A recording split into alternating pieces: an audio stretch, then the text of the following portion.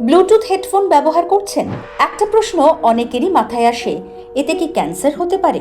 সোজা উত্তর হলো না, এর কোনো প্রমাণ নেই। আজকের দিনে সকাল থেকে রাত মেট্রো, জিম, কাজ, ঘুম, কানে প্রায় লেগেই থাকে ব্লুটুথ হেডফোন। গান, কল, পডকাস্ট সবকিছুই এখন কানের ভেতর, আর সেখানেই ঢুকে পড়ে ভয়। এই অদৃশ্য সিগন্যাল কি শরীরের ক্ষতি করছে? বিজ্ঞান বলছে চিন্তার কারণটা অন্য জায়গায়। প্রথমে বুঝে নেওয়া যাক ব্লুটুথ আসলে কিভাবে কাজ করে। এটা চলে রেডিও ফ্রিকোয়েন্সি সিগন্যাল দিয়ে, মানে এক ধরনের ইলেকট্রোম্যাগনেটিক রেডিয়েশন।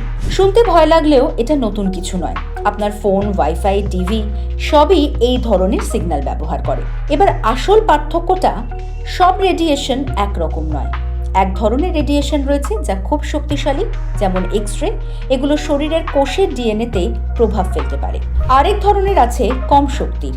ব্লুটুথ এই ক্যাটাগরিতে পড়ে, মানে এতটাই দুর্বল সিগন্যাল যা শরীরের কোষ ভেঙে ক্যান্সার তৈরি করার মতন ক্ষমতা রাখে না। এখন একটা ইন্টারেস্টিং ফ্যাক্ট হলো, আপনি যখন কানে ফোন লাগিয়ে কথা বলেন তখন যে পরিমাণ সিগন্যাল এক্সপোজার হয় ব্লুটুথ হেডফোনে তার থেকেও কম, মানে তুলনায় ব্লুটুথ আরও সেফ জোনে। তাহলে আমরা এত ভয় পাই কেন? কারণ আমরা অদৃশ্য জিনিসকেই বেশি ভয় পাই, কিন্তু যেটা সত্যিই বিপজ্জনক সেটা অনেক সময় চোখ এড়িয়ে যায়। এই ক্ষেত্রে সবচেয়ে বড় রিস্ক ক্যান্সার নয়, সবচেয়ে বড় রিস্ক আপনার কানের ক্ষতি।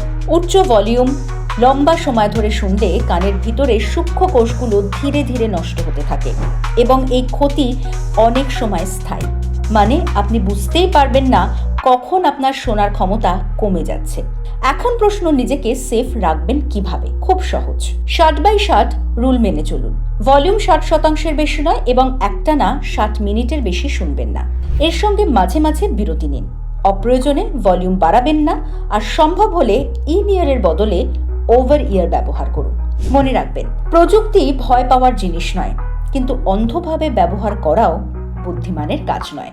ব্লুটুথ হেডফোন আপনার জীবন সহজ করেছে, কিন্তু আপনার কানের দায়িত্ব আপনারই। কারণ শোনা শুধু অভ্যাস নয়, এটাই আপনার পৃথিবীর সঙ্গে সংযোগ। দ্য ওয়াল আরোগ্য।